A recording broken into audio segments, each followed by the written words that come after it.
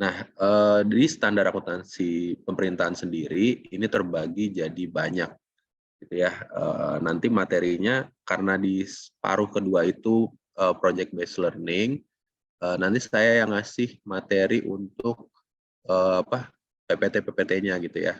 Jadi materinya udah dikasih, kalian cari penerapan di lembaga atau instansi pemerintahannya gitu. Jadi saya nggak langsung udah langsung cari tugasnya gini-gini, enggak. Jadi ada materinya. Nah, materi-materi ini itu kan biasanya setiap pertemuan ada tugas, nanti ada UAS-nya gitu ya. Nah, project based learning ini jadinya untuk materi-materi yang setelah UTS itu cara pengujiannya dan cara penilaian tugasnya adalah dengan satu project based learning itu. Jadi bobotnya itu bisa 50-55% untuk tugasnya. Jadi kalau bisa dicicil dari sekarang. Dicicilnya dalam artian, oh kita udah tahu nih setelah UTS ini mau kemana gitu. Udah tahu kita cari-cari link atau networkingnya bisa dari orang tua, bisa dari bersurat gitu ya. Nanti silakan tanya ke admin yang ada di fakultas atau di prodi kalau mau kunjungan ke mana gitu pakai suratnya lewat siapa aja kayak gitu ya. Tolong dipelajari, tanya ke senior yang udah biasa kunjungan-kunjungan. Belajar standar-standarnya gitu ya. Jadi ada PSAP 1 sampai 13. Nah, sebelum belajar itu yang pertama harus dilakukan adalah kerangka konseptual. Nah, kerangka konseptual ini sebetulnya penting sekali gitu. Kenapa dia penting? Karena PSAP ternyata lebih banyak ya. Saya kira baru sampai 13. Nah, jadi gini, kenapa banyak dan kenapa banyak? Kenapa penting kerangka konseptual itu? Karena gini, karena apa yang ada di PSAP 1 sampai 17 inilah ya kira-kira, itu tidak mungkin mengatur seluruh transaksi yang ada.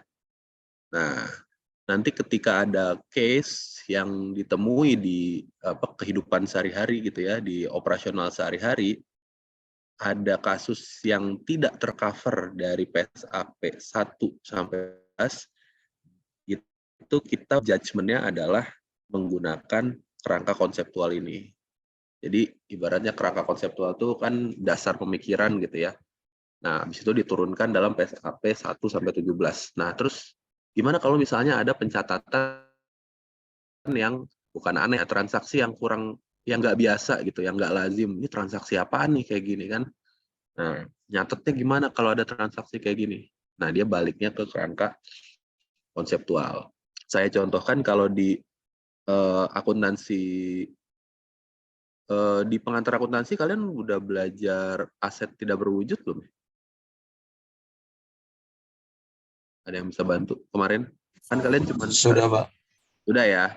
Nah, di ada aset tidak berwujud kan. Perkembangannya tuh gini, misalnya dari dulu kita tahu yang namanya aset tidak berwujud itu bentuknya tuh semacam paten, lisensi, jadi trademark atau franchise KFC kayak gitu ya. Itu kan franchise-nya tuh dicatat bisa jadi aset tak berwujud.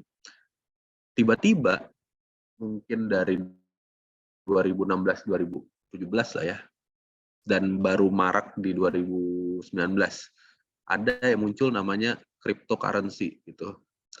Terus dibilang ini bakal menggantikan fiat currency yang kita kenal selama ini, rupiah, dolar dan lain-lain itu. Nah, ada perusahaan yang membeli aset kripto tersebut. Habis itu bingung akuntannya kan, ini dicatat sebagai apa ini cryptocurrency ini?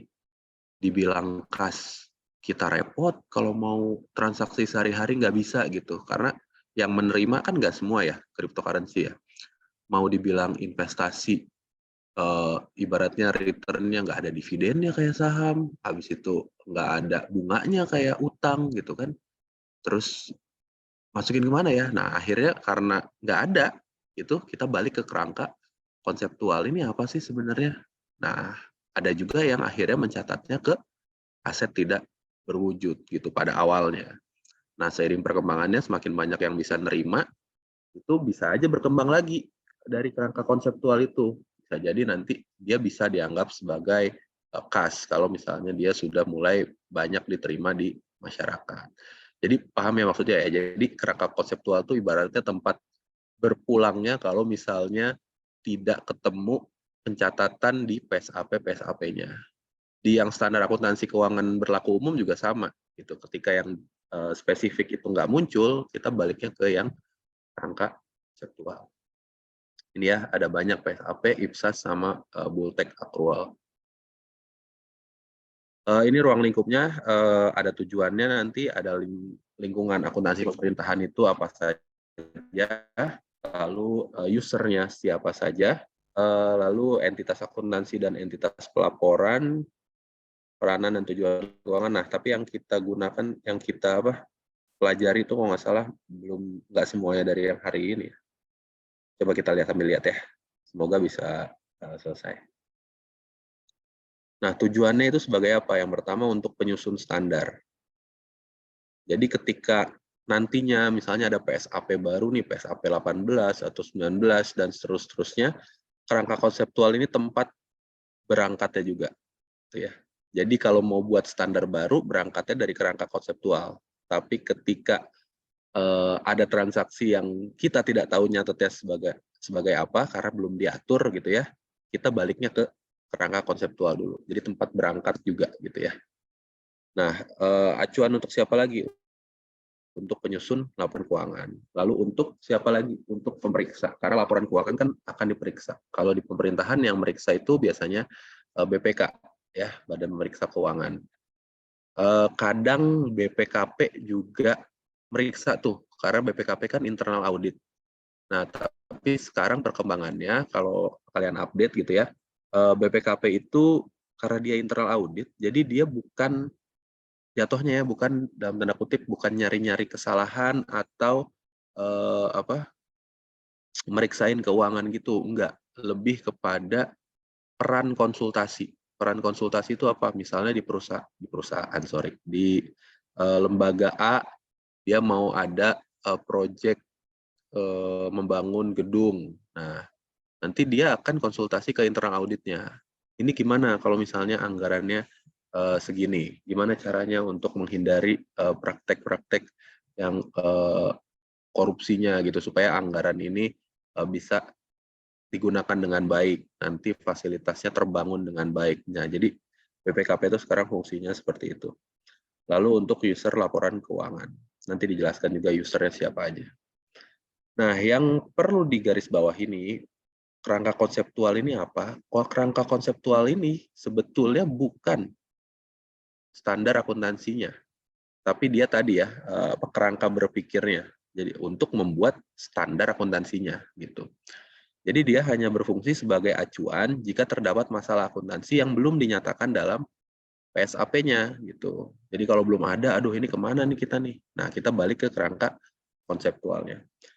Nah, jika terjadi pertentangan antara kerangka konseptual dan standar akuntansi, maka ketentuan standar akuntansi diunggulkan relatif terhadap kerangka konseptual. Kenapa? Karena kalau kerangka konseptual kan judgement ya, semacam framework berpikir. Tapi kalau standar akuntansi itu udah jelas tertulis, bahkan kalau di pemerintahan ya dia diundangkan kan gitu. Jadi yang spesifik dia menihilkan yang generalnya lah ya, gitu maksudnya. Berlaku umum kok kayak gitu. Nah, berikutnya lingkungan akuntansi pemerintahan. Ini ciri utama struktur pemerintahan dan pelayanannya, bentuk umum pemerintahan dan pemisahan kekuasaan, sistem pemerintahan otonomi dan transfer pendapatan antar pemerintahan, adanya pengaruh proses politik, hubungan antara pembayar pajak dengan pelayanan pemerintahan. Itu ya ciri utama dari struktur pemerintahan itu. Berikutnya ciri keuangan pemerintah, anggaran sebagai pernyataan publik, target fiskal, dan sebagai alat pengendalian. Lalu investasi aset tidak langsung menghasilkan pendapatan. Nah, ini nih yang mungkin membedakan pemerintahan dan swasta gitu ya, entitas privat. Kalau yang perusahaan gitu, ketika dia invest, dia mungkin inginnya bisa segera menghasilkan pendapatan gitu kan.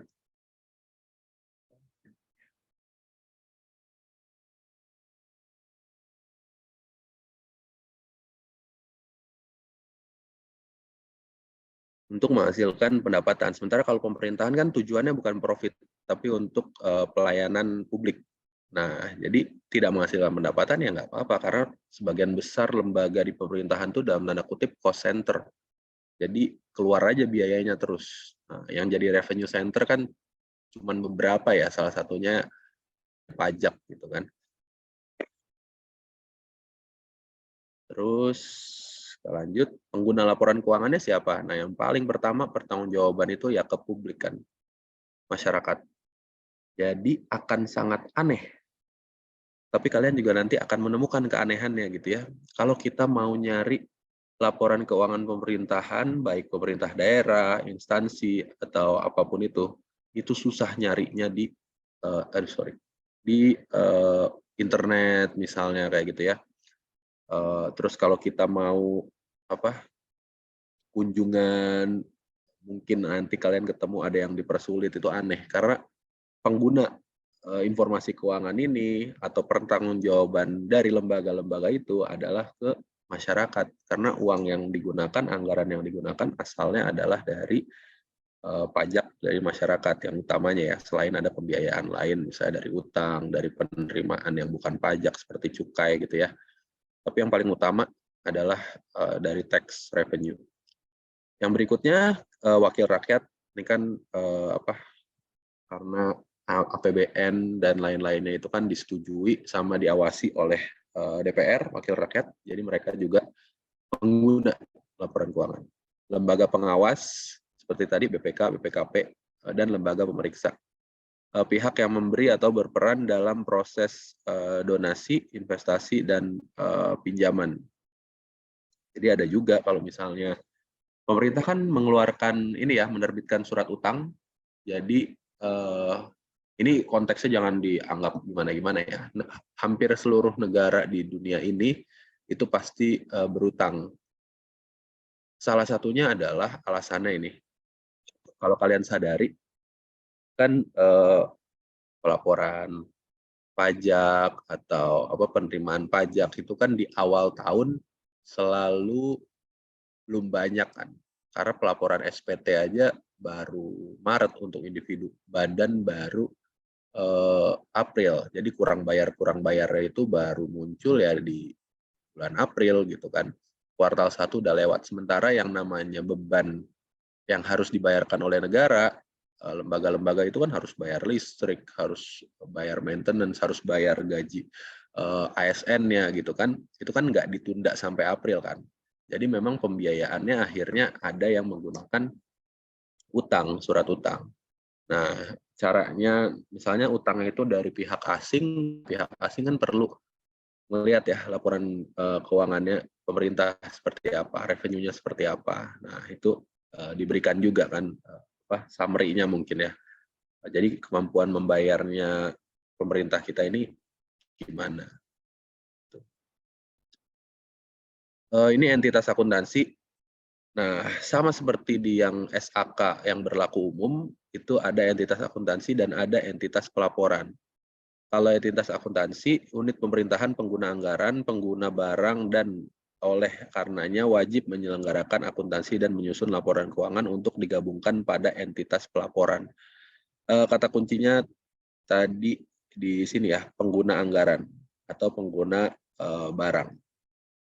Jadi bisa jadi lingkupnya sebetulnya unit kerja atau cuman satuan SKPD gitu ya, satuan kerja gitu.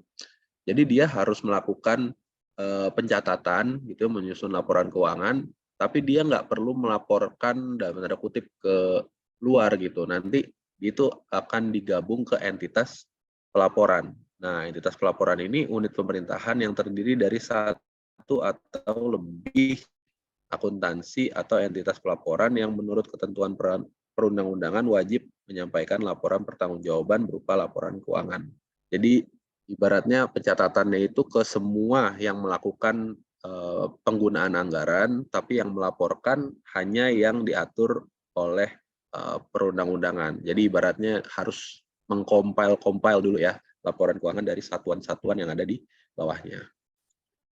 Komponennya apa aja? Komponennya ya kuasa penggunaan anggaran nih, KPA, kementerian lembaga, lalu bendahara umum daerah, terus di lingkungan Pemda bila mempunyai dokumen pelaksanaan anggaran yang terpisah.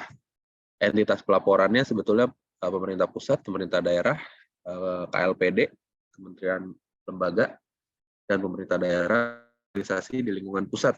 Jika menurut peraturan perundang-undangan, satuan organisasi dimaksud wajib menyajikan laporan keuangan. Sebentar.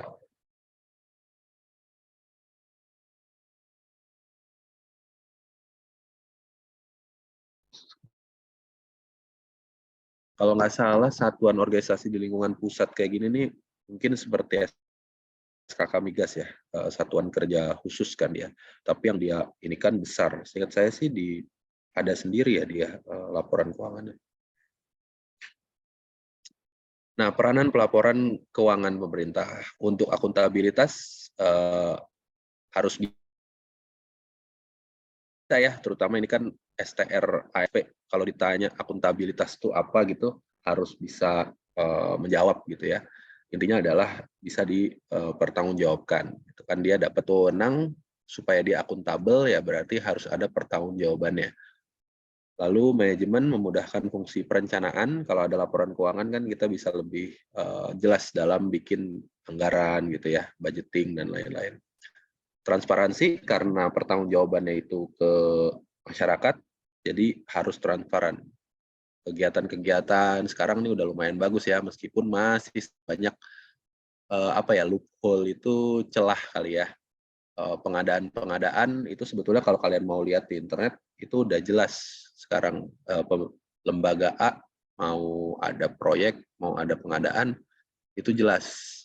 Tapi masih banyak kekurangannya, misalnya kalau proyeknya kecil, harga perkiraan sendirinya kan jadi muncul nih panitia pengadaannya munculin, oh ini pengadaannya kecil,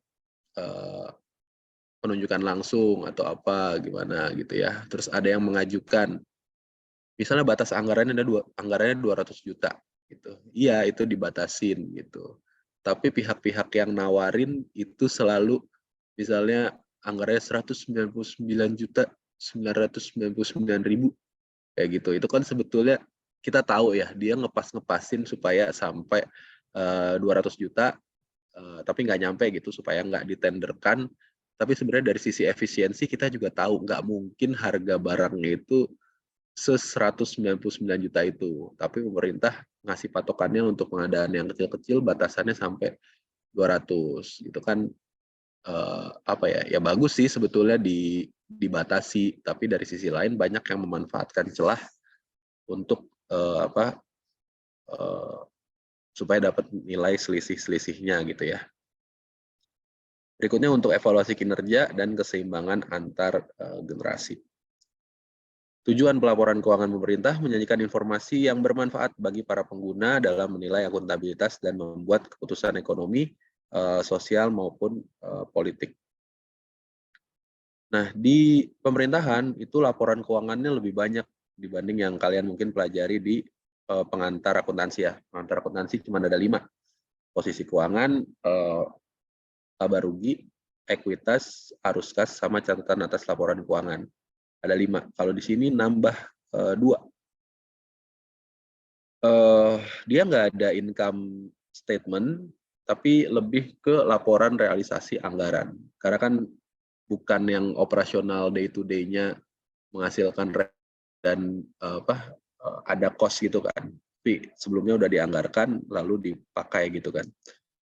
Jadi laporan realisasi anggaran yang utama. Lalu laporan perubahan saldo anggaran lebih atau biasa dikenal laporan perubahan SAL.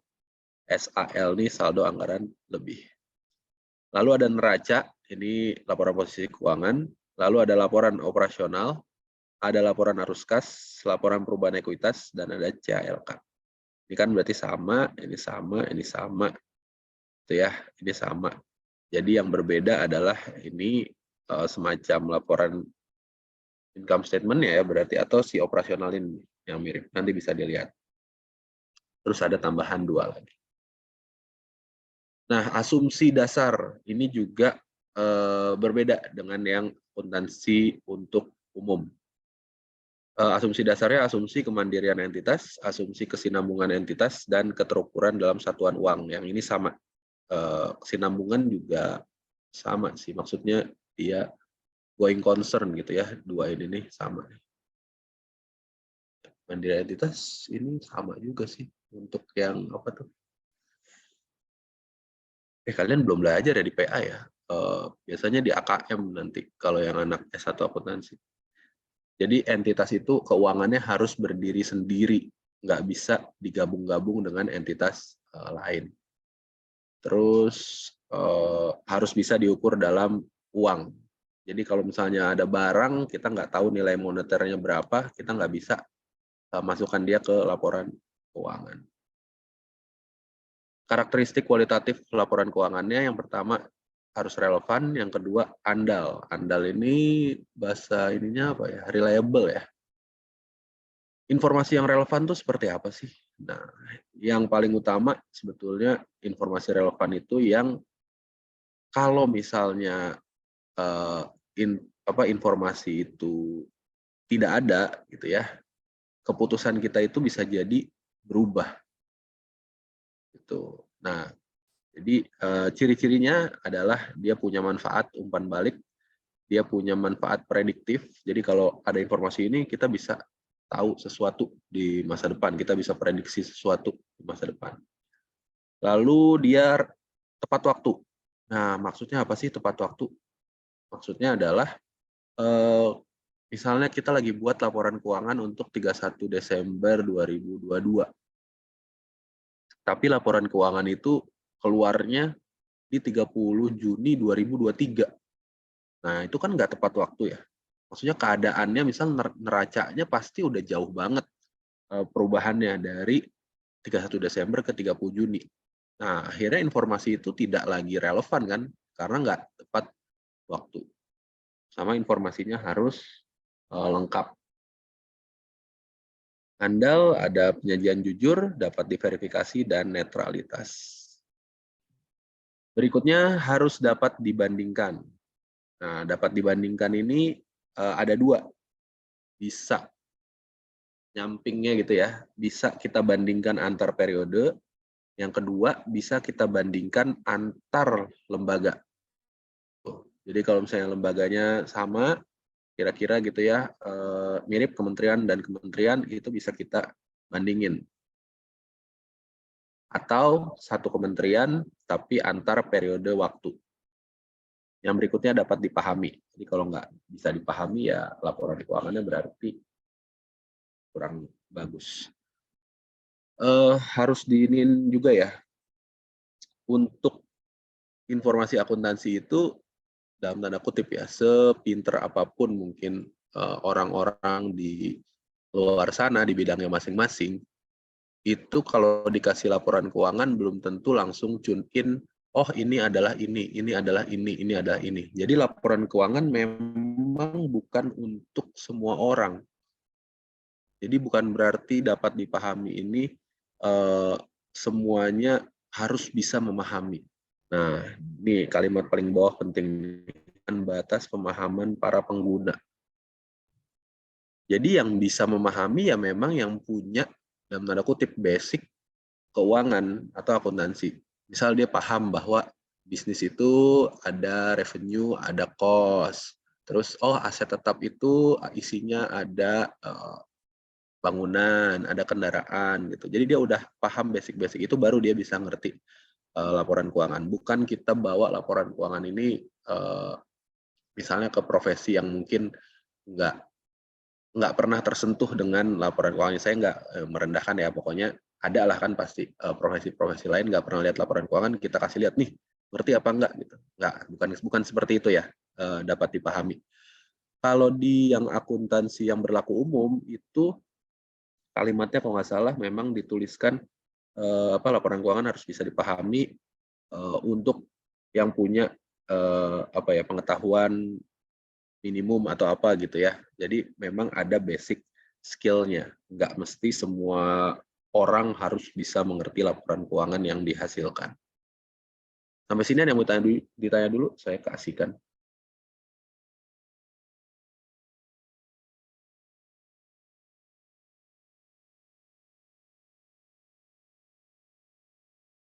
Oke, berikutnya prinsip akuntansi dan pelaporan keuangan, ada basis akuntansinya, ini nanti masa dibahas satu-satu ya. Nah, ada nilai historis, realisasi, substansi, mengungguli formal, periodicity, konsistensi, pengungkapan lengkap, dan penyajian wajar.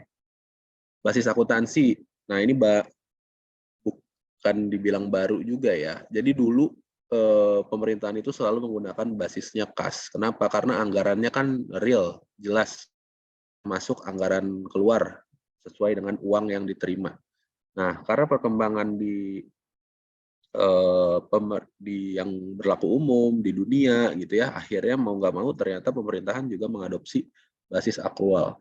Untuk apa? Untuk pendapatan yang ada di laporan operasi, beban, aset, kewajiban, dan ekuitas.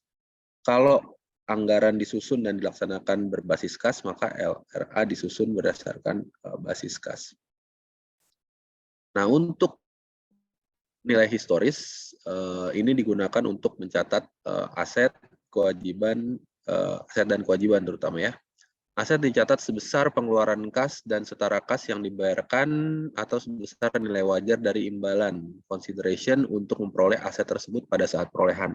Jadi kalau tahun lalu beli mobil operasional untuk menteri, misalnya Camry gitu ya, ya dia dicatat di laporan keuangannya berdasarkan waktu dia membeli itu keluar anggarannya berapa, lalu dia didepresiasi, disusutkan. Itu kan metode akrual juga ya.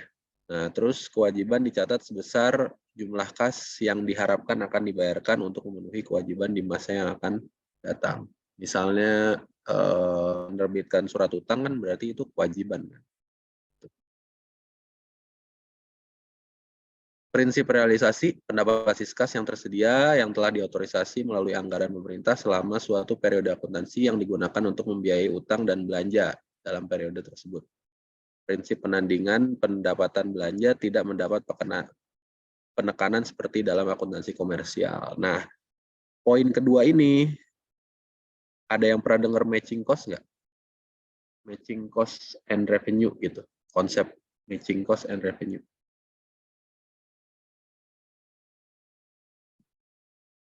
Ada yang pernah dengar?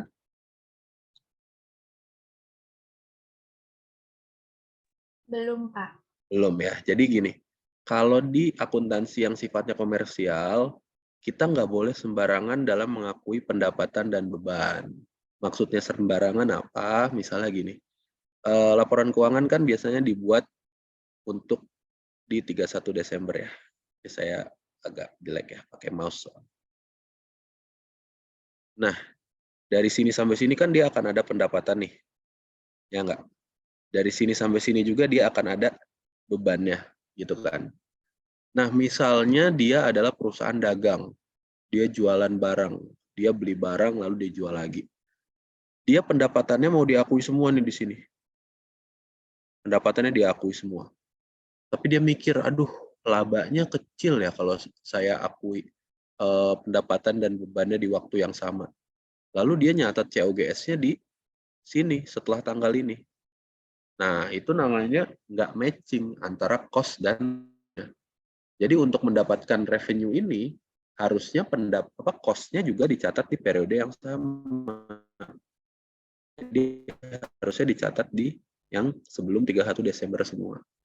Nah, maksudnya di sini gimana? Kalau di pemerintahan itu nggak mesti dilakukan seperti ini. Karena pada dasarnya juga ada pada dasarnya juga banyak lembaga yang tidak punya pendapatan gitu ya. Jadi nggak perlu disanding-sandingkan antara pendapatan dan beban-beban ya belanja-belanja. Substansi mengungguli bentuk formal. Ini prinsip juga sih, tapi gimana ya? Peristiwa harus dicatat dan disajikan sesuai dengan substansi dan realitas ekonomi, bukan hanya mengikuti aspek formalitas.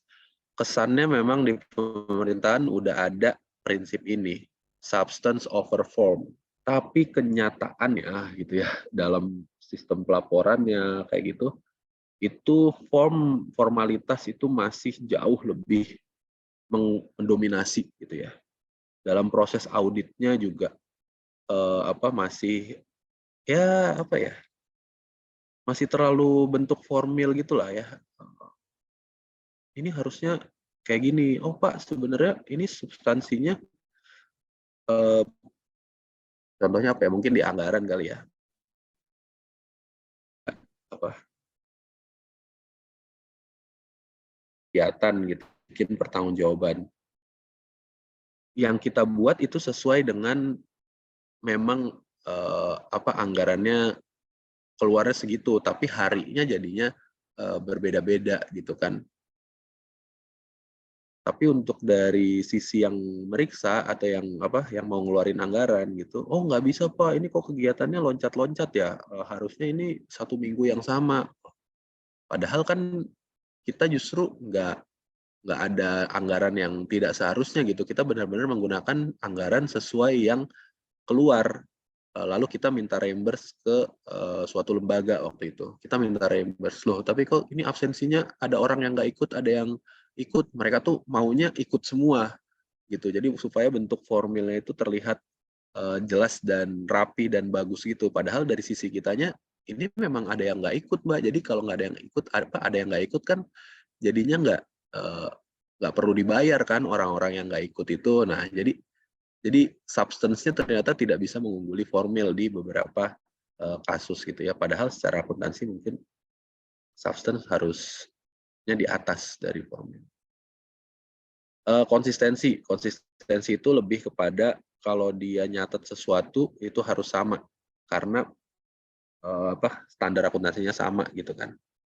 Nah, metode akuntansi boleh diubah kalau misalnya dia lebih baik dan seterusnya harus menggunakan yang baru, bukan tahun ini ganti metode akuntansinya, tahun depan ganti lagi, tahun depannya ganti lagi, itu nggak boleh. Karena dia melanggar prinsip yang tadi, yang dapat dibandingkan. Kalau misalnya dia ganti-ganti kan berarti nanti nggak bisa dibandingin gitu kan. Periodicity itu laporan keuangan harus bisa dibagi-bagi dalam periode-periode gitu ya. Jadi bukan sembarang waktu 28 Februari ngeluarin laporan keuangan, lalu baru keluar lagi 6 bulan kemudian, situ sebulan kemudian udah ada lagi, nggak jelas. Jadi harus dibagi periodenya, yang paling lazim adalah tahunan, lalu dibagi ke kuartalan, atau ya ada yang bulanan juga, tergantung kebutuhannya. Nah, kalau misalnya periodenya udah jelas, kita kalau mau membandingkan, mau mengukur kinerja, itu juga lebih mudah. Itu ya. Lalu pengungkapan lengkap, ini laporan keuangan harus menyajikan secara lengkap informasi yang dibutuhkan oleh pengguna. Informasi tersebut dapat ditempatkan pada lembar muka laporan keuangan atas atau CLK-nya. Penyajian wajar, dalam penyajian dengan wajar, posisi keuangan, kinerja, perubahan posisi keuangan diperlukan untuk pertimbangan sehat yang mengandung unsur-unsur kehati-hatian pada saat melakukan perkiraan dalam kondisi ketidakpastian. Sehingga aset pendapatan tidak dinyatakan terlalu tinggi dan kewajiban tidak dinyatakan terlalu rendah. Jadi kan ada yang prinsip nilai historis ya, tapi ada juga prinsip penyajian nilai wajar. Nah, untuk yang nilai wajar ini, kita harus hati-hati betul. Agar apa? Agar tidak overstated. Overstated itu over optimism. Misalnya apa yang paling sering? Misalnya itu harga tanah. Harga tanah kalau secara historis kita belinya tahun 1980 misalnya. Itu mungkin masih harganya puluhan juta. Tapi di 2023 ini mungkin harganya udah miliar gitu atau triliun, siapa tahu gitu ya kalau dia di tempat yang strategis. Paling contoh ya apa ya, yang daerah-daerah, kalau Pondok Indah dari dulu udah elit ya. Banyaklah daerah-daerah. Oh misalnya yang ada di sekitaran ya, yang di Depok misalnya gitu ya. Tadinya kan jauh gitu dari pusat kota Jakartanya gitu kan. Tapi sekarang ya udah ada universitasnya, udah dibangun macam-macam. Harganya pasti udah jauh lebih tinggi. Nah, tapi jangan juga terlalu overstated gitu. Harganya kita ngawang-ngawang terlalu tinggi. Nah, itu nggak boleh juga, karena nanti laporan keuangannya akan misleading. Kendala informasi yang relevan, itu apa ya, constraint namanya kalau di standar akuntansi umum. Yang pertama materialitas, yang kedua pertimbangan biaya dan manfaat, yang berikutnya keseimbangan antar karakteristik kualitatif. Yang pertama mungkin yang cost and benefit ya, pertimbangan biaya dan manfaat. Kalau di standar akuntansi yang umum itu kita kalau mau mencatat akuntansi itu harus diukur cost and benefit-nya. Maksudnya apa? Kayak gini. Kalau kalian kalau kalian ngeprint menggunakan kertas, bikin laporan, itu sebenarnya ada beban yang terpakai nggak? Ayo, volunteer. Itu udah nyalain mic, kelihatan nih di saya nih. Terpakai nggak kalau kita ngeprint gitu? Ada Pak, bebannya buat fotokopinya, buat Ya, ngeprintnya. beban perlengkapan lah ya kalau di pengantar akuntansi ya. Nah, tapi kalau setiap ngeprint kalian menjurnal beban perlengkapan gitu, efektif nggak? Efisien nggak? Setiap ngeprint 1 lembar, nyatet akuntansi pemakaian, setiap ngeprint pemakaian kan? Enggak ya. Jadi kita dalam memberikan atau mencatat informasi itu harus menghitung juga, mempertimbangkan cost and benefit-nya. Ini capek di tenaga kalau misalnya kita setiap ngeprint nyatet gitu kan. Sebenarnya prinsip akrual kan harusnya seperti itu.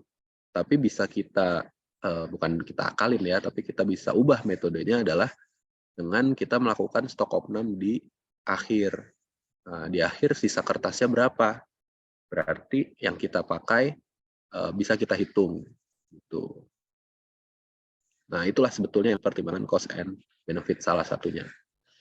Terus untuk materialitas itu bahwa ada besaran-besaran dana yang kita tidak anggap material karena informasi itu jumlah dana tersebut mungkin jumlahnya tidak signifikan, yang kalau misalnya dana itu nggak ada, kita nggak berubah keputusannya. Tapi yang repot kalau di pemerintahan itu kan semuanya adalah uang pajak, semuanya harus bisa dipertanggungjawabkan. Kalau bisa bahkan tidak ada 1 rupiah pun yang hilang, gitu kan. Prinsipnya seperti itu. Nah, kalau di perusahaan nanti kalau misalnya kalian ada yang nggak jadi gitu ke pemerintahan, pengennya masuknya ke auditor gitu ya, ke kantor akuntan publik ngaudit, kalian nanti akan melihat bahwa uang ratusan juta bahkan kadang miliar itu dianggap tidak material. Misalnya kalian lagi ngaudit, terus kalian meriksa tagihan, meriksa pembayaran, ada selisih 200 juta gitu misalnya. Tapi perusahaan ini omsetnya sekian triliun, 10 triliun gitu. Itu 200 juta nggak akan kalian apa-apain gitu. Nggak material gitu. Bisa ada kayak kejadian seperti itu. Tapi di entitas lain yang mungkin pendapatannya cuma 1 miliar, ya berarti 200 juta itu besar sekali. Itu yang namanya materialitas. Ini pengakuan aset. Aset diakui pada saat potensi ekonomi masa depan diperoleh dan mempunyai nilai yang dapat diukur dengan andal. Aset yang dalam bentuk piutang diakui ketika hak klaim untuk mendapatkan arus kas masuk atau manfaat ekonomi lainnya dan entitas lainnya telah atau tetap masih terpenuhi dan nilai klaim tersebut dapat diukur atau diestimasi. Aset dalam bentuk kas yang diperoleh pemerintah, titik pengakuannya memerlukan pengaturan yang lebih rinci. Pengakuan kewajiban diakui pada saat dana pinjaman diterima atau pada saat kewajibannya timbul. Pendapatan LO diakui pada saat timbulnya hak atas pendapatan tersebut atau ada aliran masuk sumber daya ekonomi. Untuk yang LRA diakui pada saat kas diterima di rekening kas umum negara atau daerah. Beda nih, jadi yang prinsip akrual itu adanya di yang pendapatan LO ya, kan hak atas pendapatan. Misalnya alirannya belum masuk pun dia udah ngakuin, tapi kalau yang LRA dia cash basis, dia diakuinya ketika kasnya diterima di kas umum atau daerah. Pengakuan beban dan belanja diakuinya pada saat timbulnya kewajiban atau adanya konsumsi aset, seperti tadi ya, ada beban perlengkapan gitu, atau terjadinya penurunan manfaat ekonomi. Belanja diakui berdasarkan pengeluaran dari rekening kas umum dan daerah. Jadi ngebedainnya gini aja ya, kalau yang di laporan operasional itu semacam income statement kan jadinya. Nah, dia yang menggunakan prinsip akrualnya, makanya namanya beban. Tapi kalau misalnya yang di LRA ada realisasi, berarti kan ada pendapatan dan ada belanjanya gitu kan. Di sini ketika cash basis, ketika kasnya keluar. Nah, untuk measurement-nya gimana nih? Pengukuran adalah proses penetapan nilai mata uang untuk mengakui dan memasukkan setiap pos dalam laporan keuangan menggunakan historis. Aset dicatat sebesar pengeluaran untuk mendapatkan aset tersebut, kewajiban dicatat sesuai dengan nilai wajar sumber daya ekonomi yang nantinya akan digunakan untuk memenuhi kewajiban yang bersangkutan. Nah, ini udah masuk PSAP 1, tapi materi kita hari ini cuma sampai itu dulu, kerangka konseptualnya dulu. Ada yang mau ditanyakan?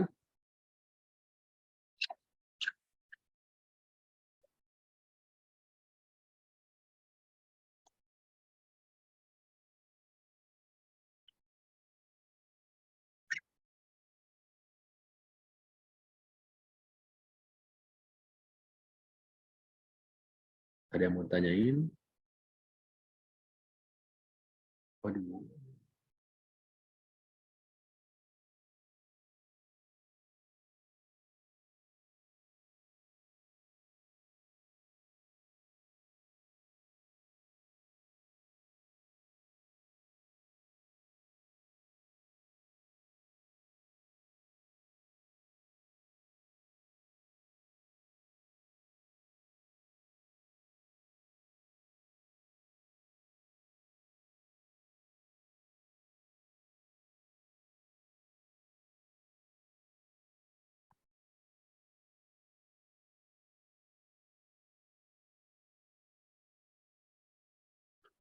Oke, kalau belum ada yang ditanya, nanti tugasnya saya info ke ini ya, ke PJ-nya ya. Terima kasih, selamat melanjutkan aktivitasnya di hari Senin ini.